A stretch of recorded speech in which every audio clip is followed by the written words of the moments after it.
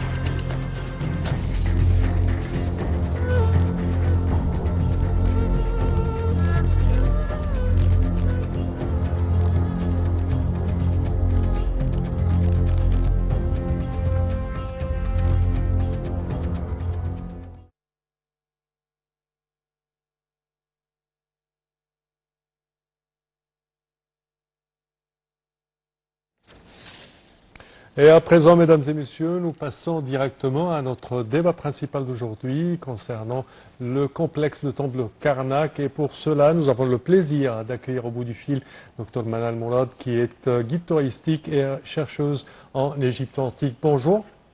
Bonjour, cher Marc, comment allez-vous? Ça va, merci. Alors, premièrement, quand on parle du complexe de temple de Luxor, je viens de parler avec Noha en off, que c'est un endroit incroyable, avec plein de secrets toujours cachés. Comment voyez-vous ce complexe? Oui, exactement, vous avez raison. Bonjour Nora. Bonjour Dr Manel, c'est un plaisir de vous avoir avec nous ce matin. Certes. Merci beaucoup. C'est un complexe tout d'abord d'une superficie immense. Vous avez 100 hectares de superficie sur 2000 ans d'histoire, construite pour une triade principale de Thèbes, Amon, Mout et Khunsu. Et le dieu Amon, c'est le créateur dans le mystère. Donc c'est le côté mystérieux de Dieu, c'est quelque part une des facettes cachées, donc qui était politisée et mis en valeur, très bien notée, au Nouvel Empire, depuis 480, depuis la réussite contre les Hyksos. Et on a trouvé d'autres sanctuaires encore antérieurs à ceci. Donc vous avez des constructions des Montohotep, des Amenemhat, des Sésostris, qui datent du Moyen Empire, et les dernières traces sur Karnak datent de l'époque, début de l'époque grecque, gréco-romain. Donc Karnak seulement, historiquement parlant, vous avez 2000 ans d'histoire, et vous avez une superficie de 100 hectares qui était tout le temps en expansion. Et relié avec le temple de l'homme, le temple de Luxor, que j'appelle le temple de l'homme, un temple qui est parallèle au Nil, dont le culte aussi était pour noter le culte de l'élément féminin qui est Mout, avec Amon et Khunsu, avec un dromos de sphinx magnifique, sur 3 km à peu près de longueur. Donc c'est vraiment incroyable, incroyable. Un, que ça subsistait. Deux, que c'est resté tout le temps sur 2000 ans d'histoire. On vénère la même triade, on se donne pour la construction, et tous les rois voudraient, excusez-moi, mettre toujours leur volonté de mettre leurs cartouches, de mettre leur obélisque, leur construction, et ainsi de suite. Une salle hypostyle, une salle sous colonne, le sens du terme hypostylos, c'est une salle sous colonne qui est immense. Rien que cette salle qui fait 100 mètres sur 50 mètres, qui contient 134 colonnes qui sont dignes d'admiration, et ça nous dépasse. C'était construit sur 3 siècles consécutifs, depuis l'époque de Toutankhamon, qui est très célèbre, jusqu'à l'époque de Ramsès II, qui a fini la décoration après son père. Donc vous avez quand même, historiquement parlant, et comment dirais-je, sur le plan superficie, une œuvre extraordinaire. Ça, c'est un début. Alors, sur le plan religieux, pourquoi il était considéré comme le lieu où la création a commencé? Parce que chaque fois qu'une école cosmogonique va noter sa divinité, ça sera l'image du tertre initial, ça sera l'image du commencement de la vie, le commencement de la création. On a vécu ça aussi dans l'école cosmogonique héliopolitaine, quand ils ont parlé de l'Énéade et la création par Ra. Et Ra, c'est la manifestation de Dieu visible, c'est-à-dire on voit Dieu, on voit sa lumière, tandis qu'Amon, c'est le Dieu mystérieux. Et quand on a syncrétisé entre Amon et Ra, donc on a les deux forces sur la même terre, sur le même complexe, sur la même, dans le même temple, et c'était une force inouïe de création. Et ça rappelle toujours le tertre initial. S'il vous plaît, j'ouvre une autre parenthèse, c'est que le temple n'était pas seulement, c'était pas du tout à comparer avec nos synagogues, ni avec nos mosquées, ni avec nos églises. C'est pas une maison de culte, un temple égyptien. Un temple égyptien, c'est un édifice fonctionnel. C'est-à-dire, il y a la maison de Dieu qui doit fonctionner pour maintenir la création et qui maintient aussi un certain équilibre. Et le Dieu Amon-Ra, enfin, dans son image suprême, à Karnak, était l'emblème de ce maintien. Et il rappelle la création du monde, donc le tertre initial, qui était soufflé par un cri, par un bruit, par des éléments physiques. Alors, vous, en tant que guide touristique, justement, j'imagine que c'est un lieu que vous connaissez dans tous ses recoins. Qu'est-ce qui en fait sa particularité aux yeux du touriste? C'est-à-dire que j'imagine que l'ampleur de l'architecture qui a été faite sur ce site coupe le souffle de chaque personne qui vient visiter ce temple. Mais quelles sont les réactions justement que vous voyez à travers les touristes?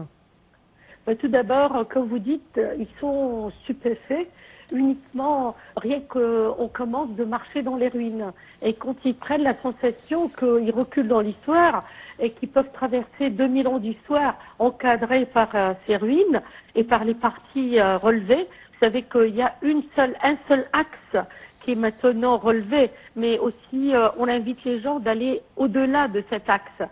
Au-delà de la salle hypostyle, au-delà du sanctuaire et de l'axe principal. Donc ils prennent conscience de la grandeur, le côté pharaonique. Donc tout de suite ils disent « Ah, c'est pharaonique », c'est-à-dire c'est colossal. Donc il y a un côté colossal prononcé par la salle hypostyle et par d'autres éléments architecturaux dans le temple. Aussi, ils prennent conscience que c'était pas comme nos églises ou comme nos mosquées et comme nos synagogues, ils prennent conscience que c'était un grand complexe de science, un grand complexe dans lequel on produisait les têtes. C'est-à-dire, il y avait des têtes qui étaient élevées dans ce temple, les têtes des scribes, l'humain comment il s'est développé dans sa science, dans sa connaissance. N'oublie pas la fameuse parole de Platon quand il dit si on ne prend pas la science de l'Égypte, où peut-on l'apprendre? Donc la science, elle résidait dans ce temple aussi. Il y avait 60 000 prêtres, une équipe sacerdotale inouïe qui gérait le temple comme une ruche d'abeilles. Donc il y en a les tout petits qui nettoient, mais il y avait aussi les tout grands qui pensent. Et c'était aussi un grange, c'est-à-dire où on mettait les provisions d'Égypte, où on mettait les grains, les provisions, toutes provisions de l'Égypte, l'or, l'argent, oui. Tout. Donc on a une documentation qui nous parle que c'était quand même un endroit archive, un endroit où il y a les annales, un endroit où il y a tout. Donc on a une documentation extraordinaire. Le touriste voit tout ce qui est colossal et il commence aussi à connaître petit à petit les dimensions pharaoniques des monuments égyptiens. Mm-hmm. Ah. Oui, quand on parle, docteur Manal, de ce temple ou de ce complexe de temple, on parle d'un endroit où les moines étudiaient, que ce soit par exemple la momification ou autre science, et également pratiquaient les rituels de religion. Alors, qu'est-ce qu'il y a de traces montrant cela et quelles sont les informations là-dessus? Oui, il y avait des écoles maintes dans Karnak, mais le côté funéraire, on se le procure pour les temples funéraires, tandis que ceci, il est un temple divin, c'est-à-dire on sert la divinité, on croit qu'elle est derrière tout ça, derrière ce cosmos. Et quand on fouille encore dans les textes, dans les récits, on se rend compte que les Égyptiens étaient à la recherche du divin depuis l'aube du temps, depuis la préhistoire. Et ils n'ont jamais nié les petits attributs de Dieu. C'est-à-dire, il y a le un et puis il y a le multiple ensuite. Et dans ce temple, on sent ceci. On sent le un et puis tous les autres ne sont pas niés. Tous les autres divinités ne sont pas niées. Ça, c'est un. Deux, oui, il y avait, pour répondre directement à votre question, des écoles pour apprendre la médecine, d'où vient la momification, pour apprendre la physique, la chimie, avec notre terme à nous. Mais ils connaissaient la géométrie ancienne aussi qui était enseignée.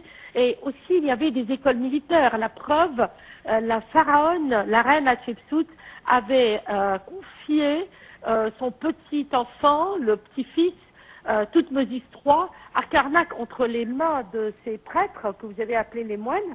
Et ces prêtres-là ont éduqué Toutmosis III dans tout thème scientifique, mathématique et militaire. Donc ça veut dire quoi? Ça veut dire qu'il y avait beaucoup de disciplines dans Karnak, pas seulement des disciplines religieuses. Alors, on voit la dimension, d'après vos explications, que c'était un lieu très sacré. Justement, est-ce que ce complexe était libre d'accès à tous les Égyptiens ou à une catégorie de personnes en particulier? Quand le pharaon ou le roi visitait ce temple, est-ce que c'était dans les occasions ou est-ce qu'il visitait ces lieux régulièrement pour prier, par exemple? Tout d'abord, le temple n'était pas visité par le peuple. Le peuple peut observer les fêtes quand il y avait une manifestation de fête dans le dromos de Sphinx. Donc le peuple observait ce qui se passait, par exemple, comment on portait la statue en honneur massive d'Amon pour processer jusqu'au temple de Luxor, ainsi de suite. Mais le temple n'était pas un lieu de prière, c'était un lieu de travail, un lieu dans lequel on doit, c'est qui travaille? C'est comment dirais-je, le niveau sacerdotal, c'est-à-dire les prêtres. C'était les prêtres qui vivaient, qui avaient une discipline, et cette discipline, elle est traduite depuis maintes papyrus, depuis quelques livres, depuis quelques, comment dirais-je, parois de temple. Donc les découvertes épigraphiques nous apprend sur leur vie, comment on choisissait les prêtres, comment à l'âge de 9 ans, déjà, les prêtres étaient circoncis d'Égypte, comment on préparait, par exemple, on leur rasait les cheveux, etc. Et comment ils augmentaient dans leur savoir, comment ils passaient dans un savoir extraordinaire.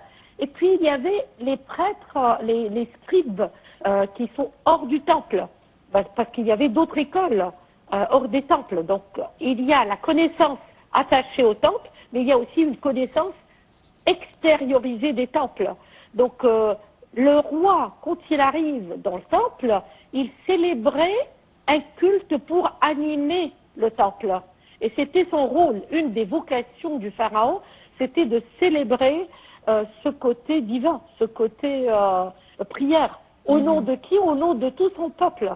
Donc c'est au roi, il avait une vocation de processer petit à petit dans le temple pour gagner des forces et pour gagner une légitimité dans la salle hypostyle et pour aller jusqu'au sanctuaire et être à la rencontre de la divinité aussi et servir la divinité. Mais un roi de l'Égypte ne peut pas être dans tous les temples.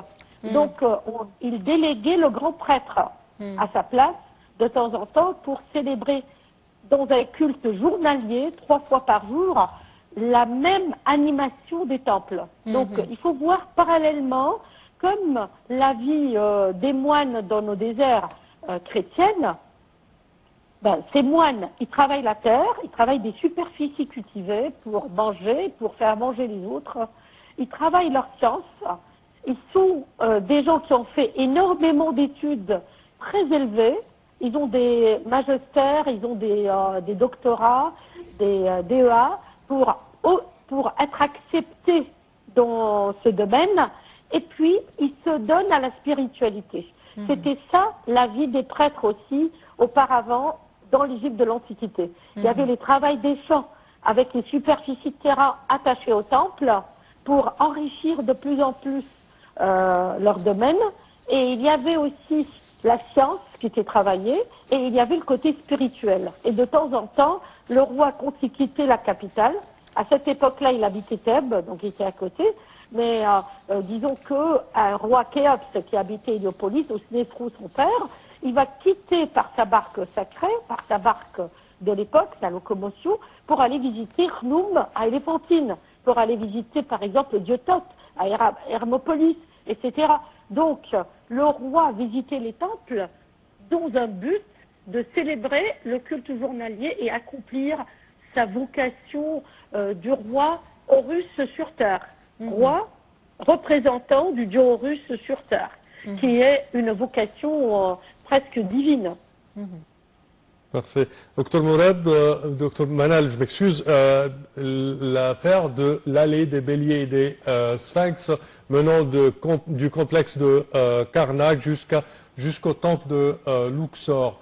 Si vous pouvez nous parler de sa fonction, et certainement qu'il a été rénové récemment et inauguré par le président de la République.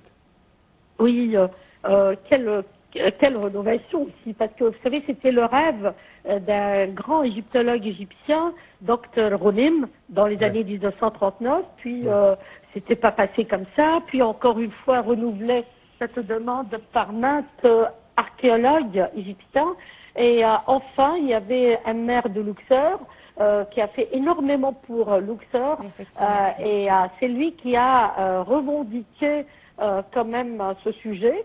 Et il a eu le courage de remonter quelques églises qui étaient au-dessus de ces vestiges, et il a remonté quelques maisons, et il a reculé tout ceci pour enfin, dans les années 2004, on commence des travaux de mettre au jour 2,5 km d'allées de sphinx à tête humaine, depuis Karnak, depuis la sortie du temple de Khunsu jusqu'au temple de Luxor, et c'était une allée de culte pour la fête Opet, une fête égyptienne qui était équivalente à nos fêtes dans le mois de novembre. Et ces fêtes-là, je compare calendrier par calendrier, excusez-moi, donc ça tombait d'après notre calendrier à nous dans le mois de novembre, et il y avait la sortie de la statue divine du temple de Karnak pour aller à l'intérieur du sanctuaire de Mout, avec toute la célébration du peuple, avec toute la joie du peuple, etc., de voir enfin leur divinité. Quand on évoque ce sujet, on se pose la question, donc, si les temples n'étaient pas les lieux de culte où le peuple égyptien célébrait sa prière. Effectivement. Et comment? Donc, il y avait d'autres chapelles partout dans les villages. Il y avait des chapelles partout pour que le peuple célèbre sa prière. Et puis, c'est stupéfiant la qualité des textes chez les nobles, chez les intellectuels, depuis Saqqara, depuis l'Ancien Empire jusqu'à la fin du Nouvel Empire, comment ils s'adressaient aux dieux avec un terme dans l'absolu, comme s'ils le voient le un. Donc il l'appelait le Nefer, d'accord? Donc il l'appelle pas Amon, ni Ra, ni Atum, ni Osiris, ni Isis, tout ça. Il l'appelle Nefer, Dieu, ou God en anglais. Donc on a comme si on a 3 dimensions de prière, 3 dimensions de point de vue religieux dans cette Égypte de l'Antiquité. Un point de vue très métaphysique, très haut, qui concerne le roi lui-même pour qu'il soit le lien, l'axe qui lien le ciel avec la terre, aidé par tous les prêtres, et ça dépend de quelle prière on parle, et ça dépend de quelle région on parle. Et puis il y a le niveau qui a assumé l'idée et qui l'a digéré, et qui parle de Dieu en termes en termes absolus, le Neter ou le Neser ou le Neser, ça dépend de la prononciation, et ça s'écrit en hiéroglyphe comme un drapeau, voilà. Et puis, vous avez le niveau de la population qui a besoin d'une aide physique. Donc, par exemple, Ra, on leur dit, est-ce que vous voyez le scarabée là, qui est autour de vous, qui encercle devant lui son sécrément de déchets, il fait éclos pour faire sortir un autre scarabée. Et c'est comme ça que Ra a créé le monde. Donc, il y a une simplicité dans l'explication aux gens simples pour leur dire, écoutez, vous pouvez quand même admirer la création dans les petites choses autour de vous, dans les petits animaux autour de vous, dans les petites créations de Dieu autour de vous. Et c'est comme ça qu'on s'approchait par des idées très métaphysiques, très complexes à la population. Et pour vous confirmer, Noha, la population avait des chapelles de prière dans leur village. Il avait le droit d'attacher des textes dont les stèles ex voto pour prier Osiris, par exemple, dans le lieu de pèlerinage osiriaque à l'Osirion. Dans le Sérapéum à Saqqara, on a vu beaucoup de stèles avec des personnes qui venaient, qui se prosternaient devant maintes divinités différentes. Et chaque divinité avait un rôle, chaque divinité avait un attribut, une puissance, une certaine puissance, d'après les anciens Égyptiens. Alors, en tout cas, Dr Manel, grâce à vous, on a fait le plein en informations. Moi, je dormirai moins bête ce soir. Merci infiniment à vous. Vous m'avez encore donné envie d'y retourner pour revoir tous les détails que vous nous avez expliqués. C'est toujours un plaisir de vous avoir parmi nous, Dr Manel Mourad, qui est donc guide touristique et chercheuse en histoire égyptienne. Merci infiniment à vous. Une courte pause et on se retrouve tout de suite après.